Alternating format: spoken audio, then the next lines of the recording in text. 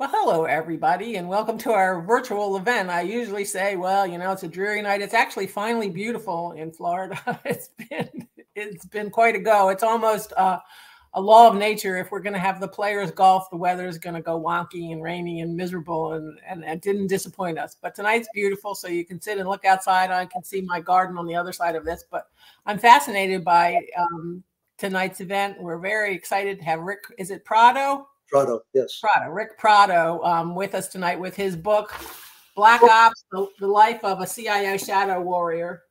And he was kind enough to send us signed book plates, which is really cool.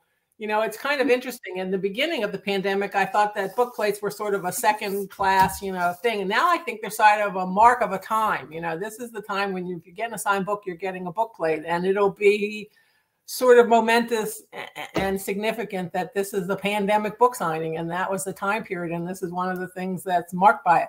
But it also means we get authors that, you know, we can visit with it and we may not have gotten before. I want to do Ric all the due that he deserves, so I'm going to read his about the author because I couldn't possibly remember all this, and it's all worthy of note.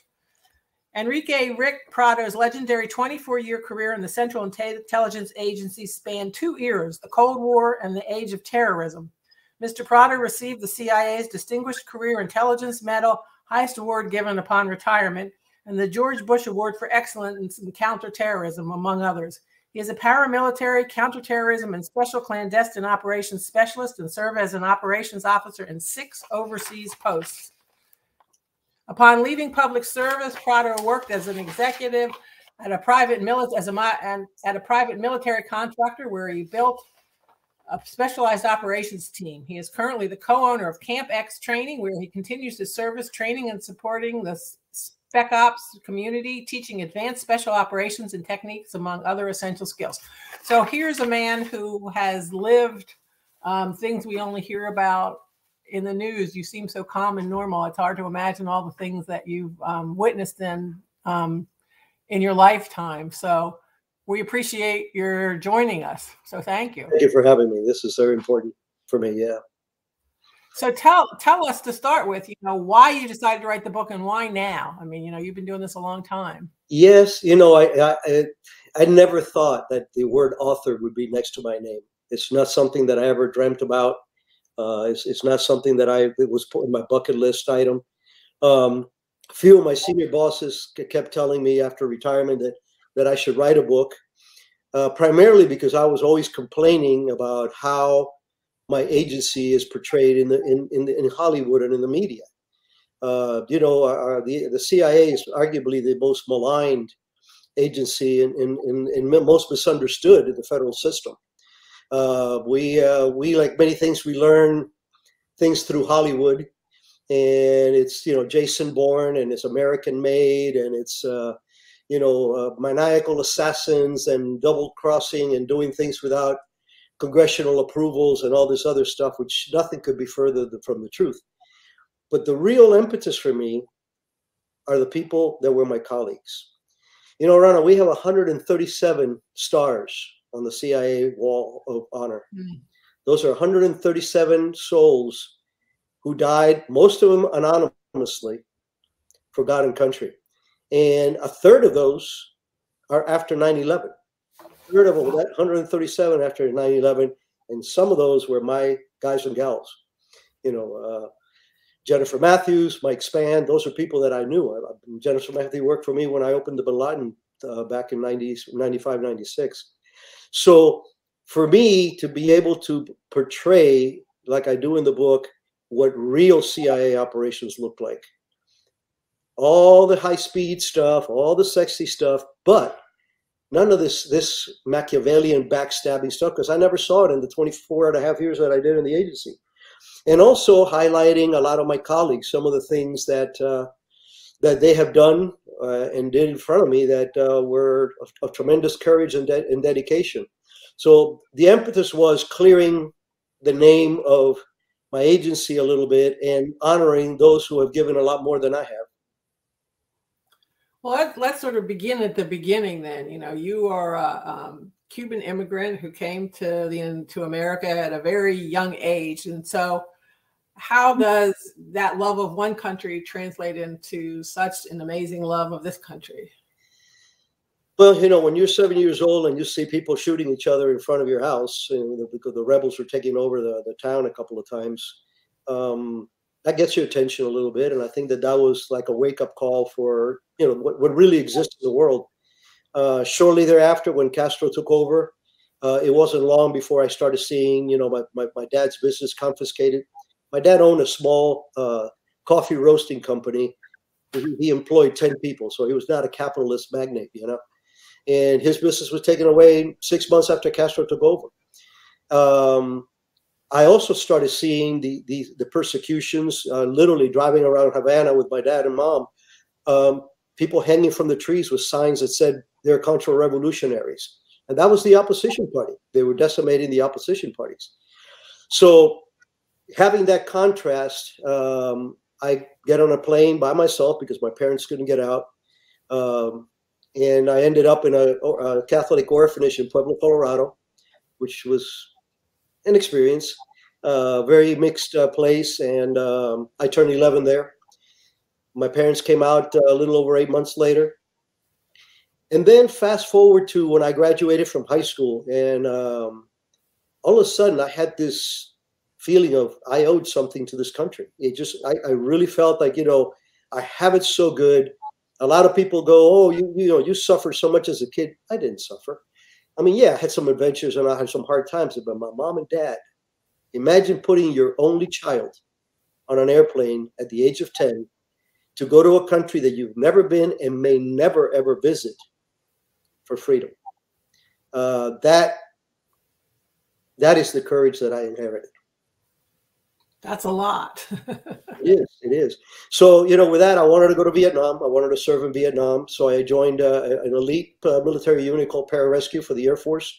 We're part of the Special Operations community. And, but unfortunately, by the time I got my beret, it was late 1972. I went in late 71. And Vietnam was, of course, winding down. So I applied to the agency a couple of times. And then the second time, they picked me up. What made you think of the CIA of all the places you could apply? I mean, most people don't say, I want to go work for the federal government. I think I'll go work for the CIA. Well, I think my childhood reading habits, I love to read. I've always been a reader.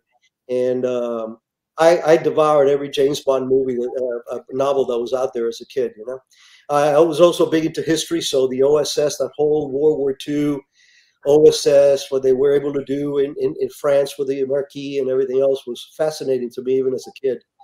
So that probably had something to do with it to a degree. But to tell you the truth, that wasn't my thoughts when I graduated from high school. I was going to be a professional diver, scuba diver for science. My dream at the time was to be in Jacques Cousteau's Calypso, doing some wreck diving in Greece or something. So yeah. Did you ever get to dive? Working for the CIA?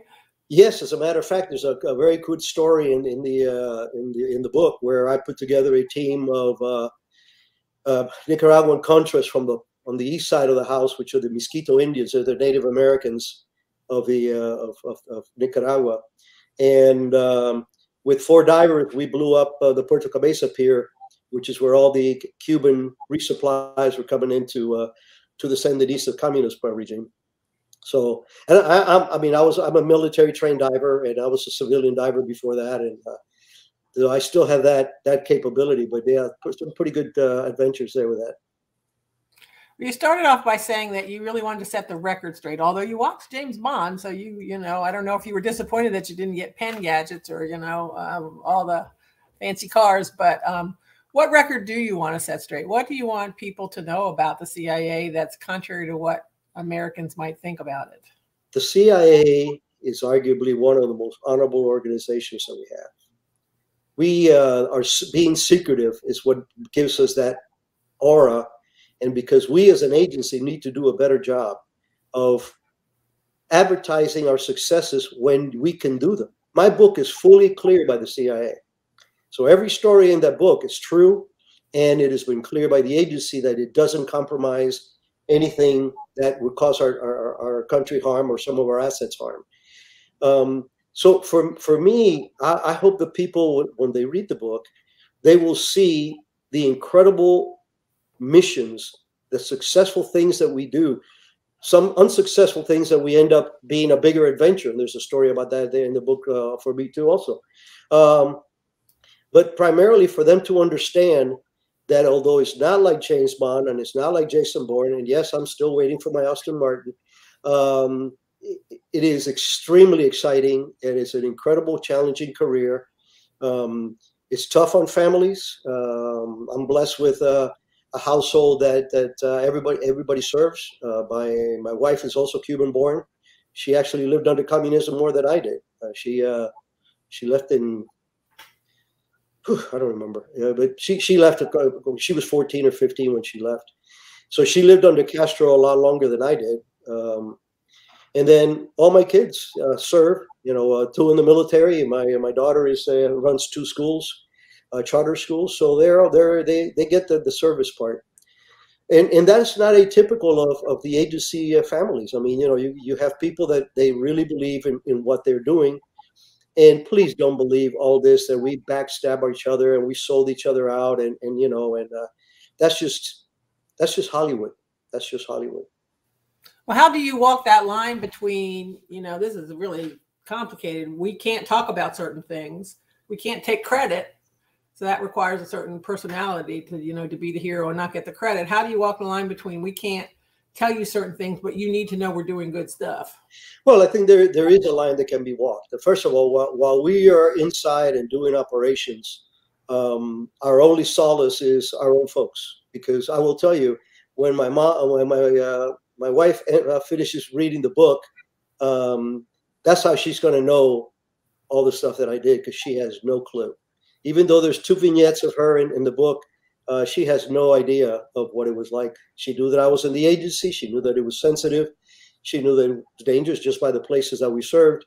I had my wife with me in 5 of my 6 overseas tours, and the kids came along at the same time. So it is a line that needs to be walked, because my book proves it. The amount of information they allowed me to talk about, because they deemed it, again, that it was no longer compromised. And there are places that I changed the name. The Latin American place I can't mention. My chief of state, when I was chief of station in a radical Muslim country in Africa, I cannot mention. We call it Shangri-La. But the stories are true. The operations are true, and they allowed them to see the air light. And everything that I've heard from people that have read it is that it was an eye opener, and that indeed it does carry the message that I'm trying to get out there. So did they censor it a lot? Did they edit a lot out of it? Yeah, there's some things. Well, there's some things I didn't even bother putting in, because I don't want people to know, because right. You have things that are longer term and stuff like that. They at the end of the book, I came up with a special operations intel gathering and with teeth, I guess, program for targeting, for disrupting. That's a better word, for disrupting terrorists when we believe that they're about to do something, but we can't quite figure out what it was. And it was a very successful program in the sense of standing it up and doing the sleuth hunt work. But they let me talk about everything, including briefing the Vice President of the United States. But they did not let me talk about the real adventures on that portion. The rest of the stuff is pretty much open book, because again, Latin America, Africa, those are all things that are OBE as far as being sensitive. So the other part about the movies that you probably need to debunk is that if you basically lie for a living because you can't say what you're doing, how do you then be honest with the people you love? The fact that we lie is greatly overstated. First of all, I never lied to my wife about anything. She knew what I was doing in the sense of I am a CIA operations officer, and I'm going in harm's way, and I'm doing it for you and the family and my country. So that there was no lies there.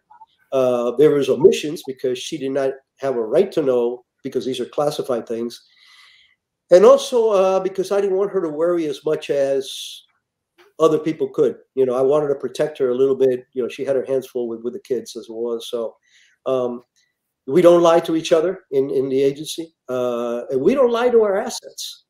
It's a fallacy of how we operate. And again, I think it's very well delineated in the book. You know, the communist countries, for example, China and Russia and several others, they tend to recruit for weaknesses. In other words, you're having some kind of a drug problem, or you have a gambling problem, or they'll put, you know, an attractive woman in front of you to compromise you, or man, depending what it is. That's that we call that, you know, recruiting for weaknesses, because they are exploiting the weak individuals. We in the West, including our brothers and of course the CIA, we have the advantage that we are seen, in spite of the rhetoric, the U.S. government is still seen as the cowboy with a white hat. We are the good guys. And that gives us a hell of an advantage, because we recruit for strength. And that means we bring on board as agents people that have the same goals and philosophies that we do, but are living in a country that needs their help to turn things around. And we need to know what that is. So there's the, you know, the lying for a living is a fallacy in themselves. As a matter of fact, you want to get fired in the agency, write an intel report that is not real, or spend $1 that you didn't spend operationally. They will fire you on the spot. And I've seen it done. I saw a brilliant officer get fired because he borrowed $3,000 from his account, and you know, couldn't put it back because it was wife-related stuff, and they fired him on the spot. And he was a good officer. So we don't tolerate, the agency does not tolerate that you know, our process just for getting in. You're talking about excruciating background checks and polygraph tests and visits and interviews. Most folks takes a good 9 months to a year to get past the security clearances test. So it weeds out a lot of the chaff.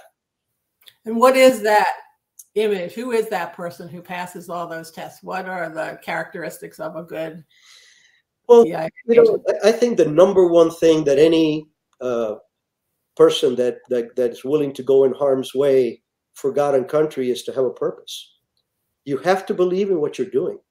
How can you? I mean, why would you go into CIA where you cannot wear? I never said the word CIA until after I retired, and it took me a year to be able to even say CIA. I couldn't come out of my mouth.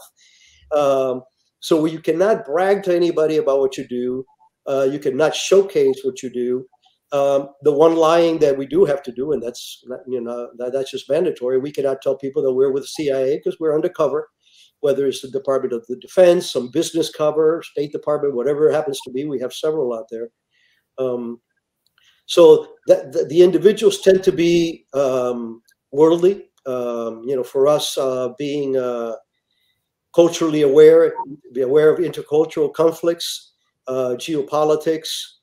People with languages, that's what got me in the agency. My native Spanish speaking was, and my military background was what got me in, that combination that they needed at that time. So you have people that are educated. You have to have at least a 4-year degree to become an operations officer. And the same thing for a senior, for an analyst. So you have people that are educated and that are giving something up. You know, you have, I know friends that are lawyers that have come in as, you know, GS-12s. Well, they could be making a lot more money on any street of any city in the United States versus doing what we do. Well, you know, I'm a trained anthropologist, and so I'm fascinated by what kind of training you would undergo before you would go into a different country, so you could know what the appropriate way to behave, so you could fit in. Excellent question. We are very immersed in languages. As you know, languages are culture. Right. It's a form of a big part of the culture.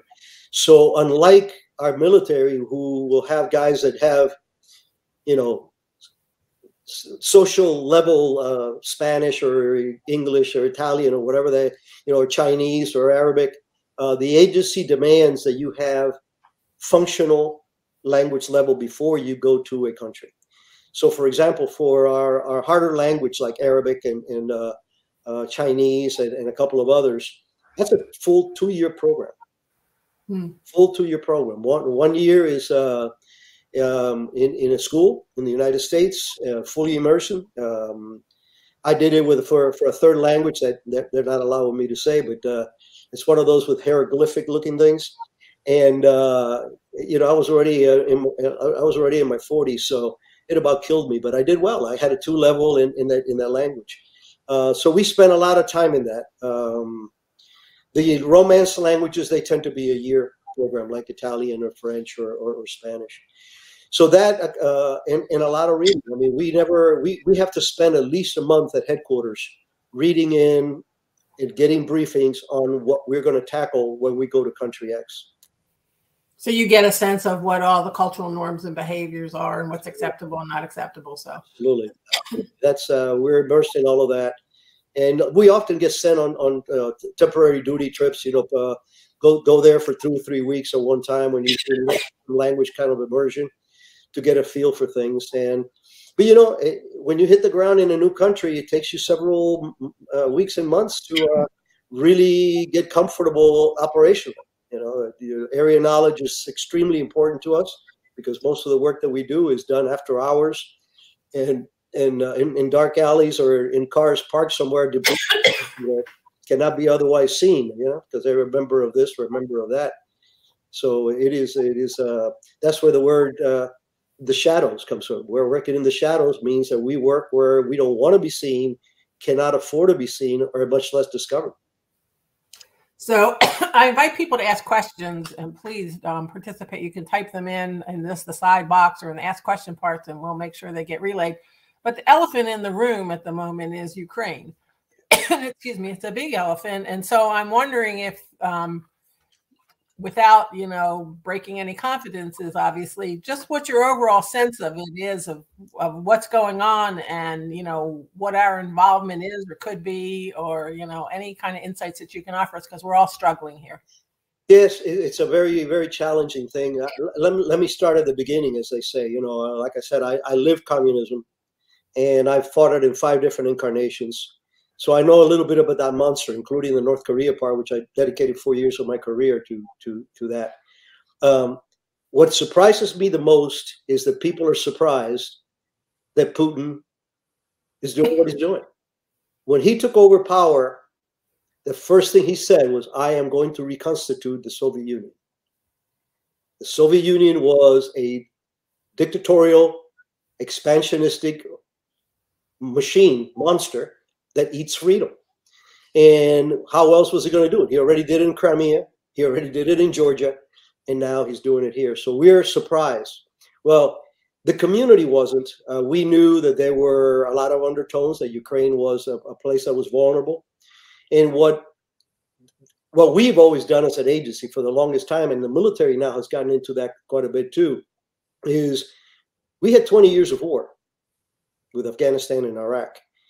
So all our energy, or the majority of our energy now, is being focused on preventing future wars. And the only way that we can do that is by training up the opposition, giving them the intelligence, giving them the ability to collect intelligence, the ability to defend themselves, train their military, train their trainers, provide them with the logistic support that is so necessary. Because you could train somebody for years, but if they don't have the ammo, the fuel, the vehicles, you know, they're not going to be able to function. So we are doing that. I am confident we're doing that in Ukraine and in several other countries where they have aggressive neighbors or internal problems that the governments need some budgeting. So that's what we're focusing on the most. What's going to happen in Ukraine? I mean, it's hard to tell that fortune cookie.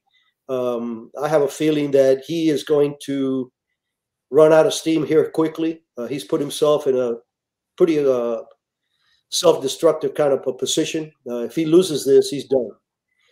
The problem is that if he wins, they're a pariah. The Ukrainians are not just going to fold. They will go into an insurgency mode. And look what happened to them in Afghanistan.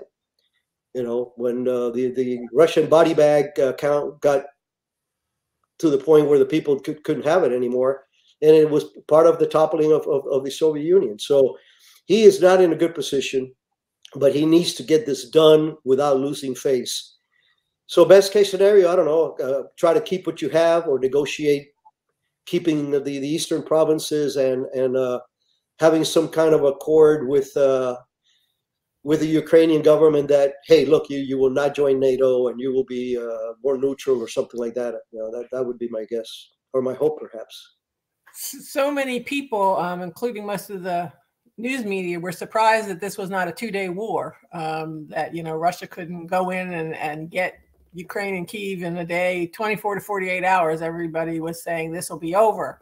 And here we are on day, what, 19? I mean, and the Ukrainians are still fighting. Did that surprise you? No, you know, a lot of people think that they could do what we did in Iraq in 2 weeks. Iraq had a much, you know, stronger military than the Ukraine does, and the U.S. has 20 years of war under their belt.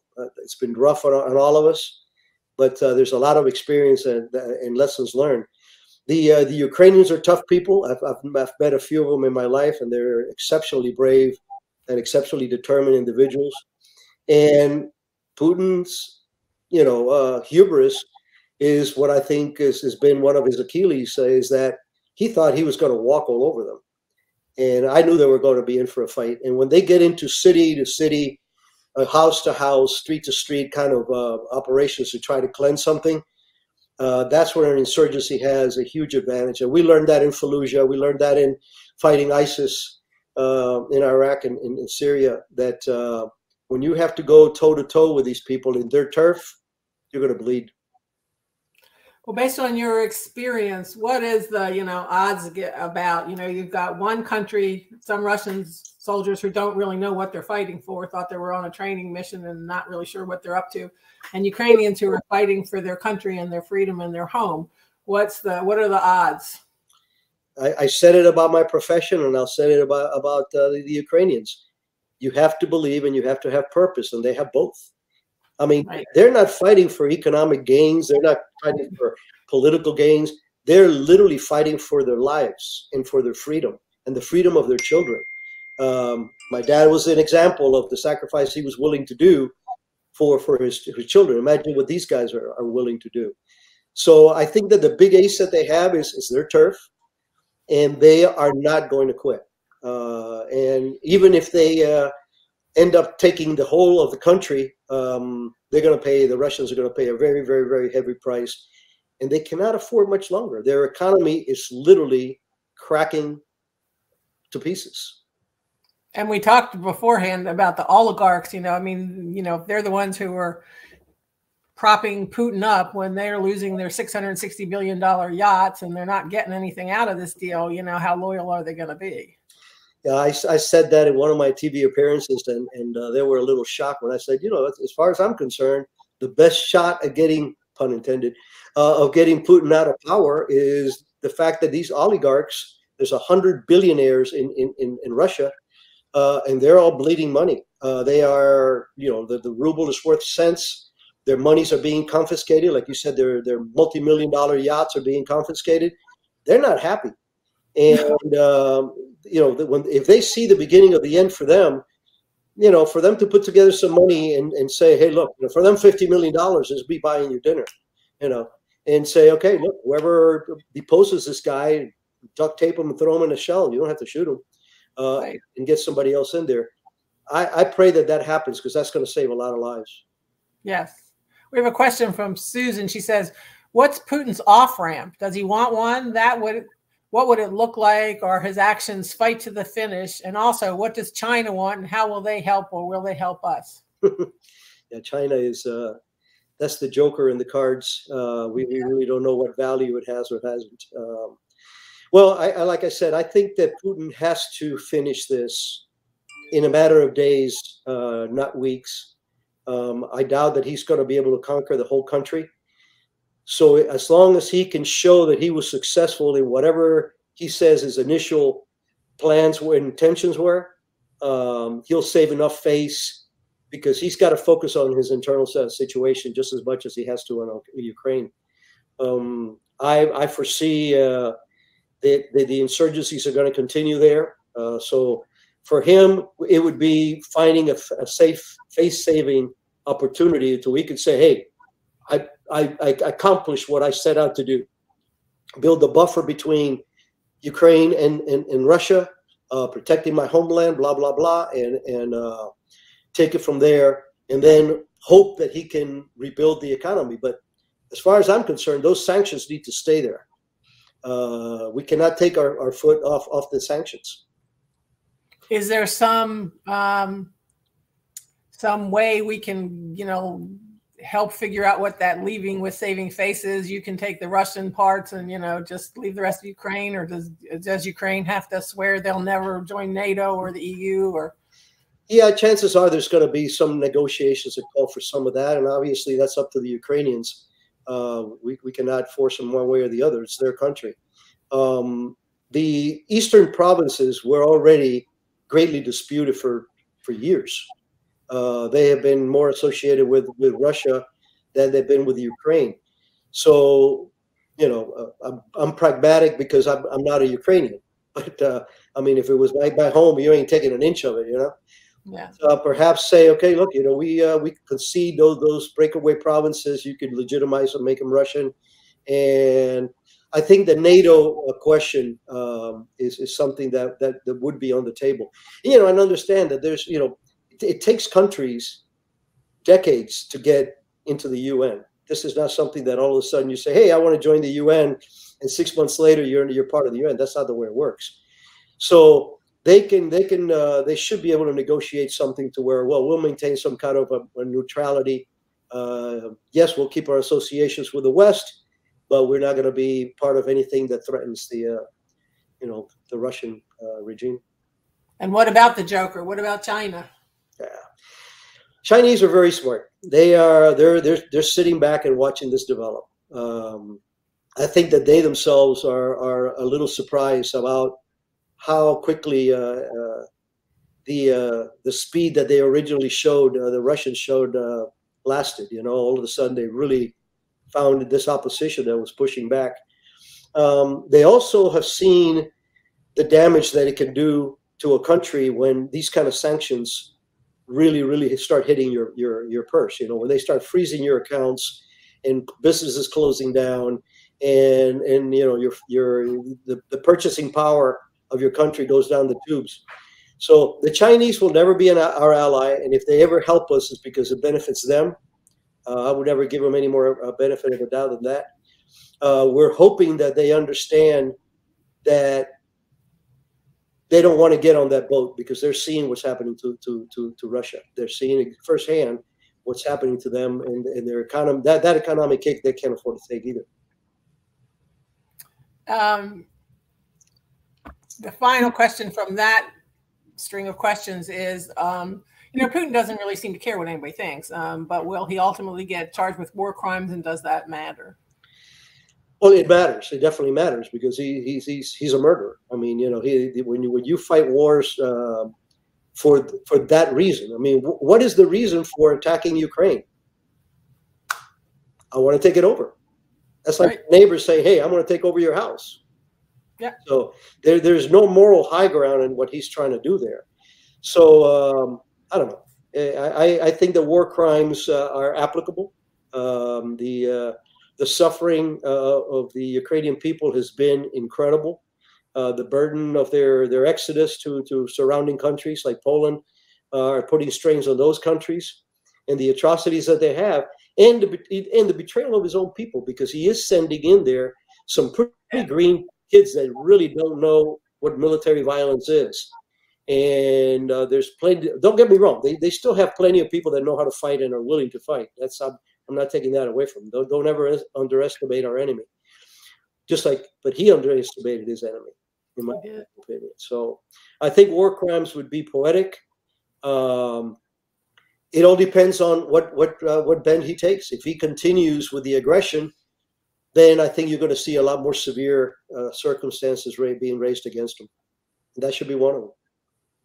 So being retired, is it difficult to watch the news? Yeah, painful. I'm used to go to my computer, clicking something up, and go, aha, so I know what's going on. So I stay on top of things, but I understand that I know what you know. What we read, what I see in front. Most of my colleagues, because of my age, are also retired. So we all sit there and talk about the good old days and guess of what's going on, but we don't have that crystal ball anymore. So it does spoil you, the fact that you can really know what's going on, and you could have that smirk in your face that says, I know what's going on. And do you also feel a loss that you can't get in this and try and figure out what to do? You know, I'm 71 years old. I've been doing this stuff for 50 years. I went in the military when I was 20. And the book is my last firefight. The book is my last attempt to pay back this wonderful country for everything that it did for my family and for me. So my plans for the future are ride motorcycles, ride my horse, and wow, that's an interesting combo. Motorcycles and a horse. Motorcycle. To tell you the truth, though, if my agency called on me tomorrow, I would go back. They won't, because again, there's no need. That we got plenty of good people in there. But if I was asked to serve again, I could not say no. I could not say no. So you wrote this book to educate us. I mean, I'm assuming who do you want your reader to be? I want to be the middle America. I mean, I want every American to have a better feel for what the agency really is about and what it really does. I think it's important. So it's important that they be able to support it. I think we owe it to our people who have sacrificed. But I want Americans to understand that it's not Hollywood. It's not what they see, and most definitely not the immorality that you see in Hollywood portrayed movies of double dealing, backstabbing, and all this kind of stuff. That it isn't so.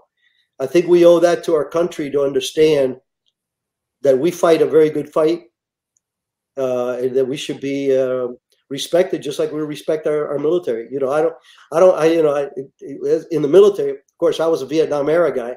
So for me, we were pariahs. I mean, I walked at the airport the first time with my beret and I had people spit in my shoes, you know. Yeah. And I didn't even get to go to Vietnam. But, now our soldiers enjoy the fact that I think we have a much more appreciative country because they know the sacrifices that they're made.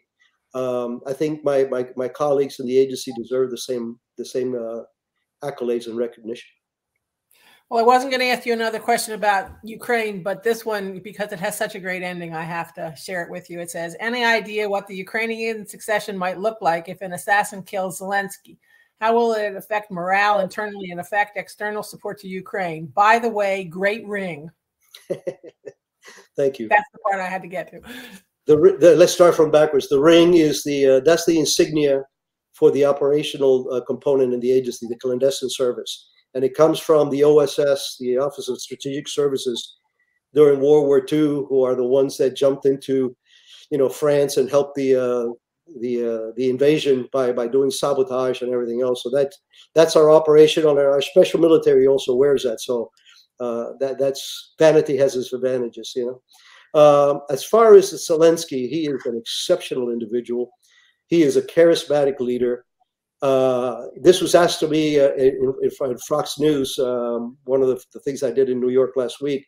And I told him, I said, if I was advising him, I would say, look, you cannot afford to get captured. Let's move you to a little further from where the action is. You still have operational control. And we're going to protect you. If he was to be assassinated, which is easier said than done.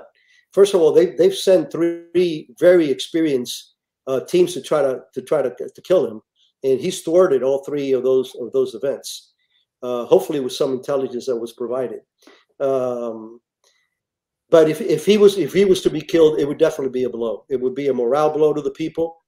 Will they recover? I think so, but it's not something that we should be looking at affording. No, I mean we need to protect him and give them as much as we can. We really need to give them the wherewith to defend themselves, so we can prevent this from spreading even further. Because we don't need a war in Europe, and this could lead to that. Forget nuclear war. I'm talking about even a conventional war would be disastrous. So before we let you go, because I could talk to you all night and all the questions people are fascinated. What else do you want us to know about your book?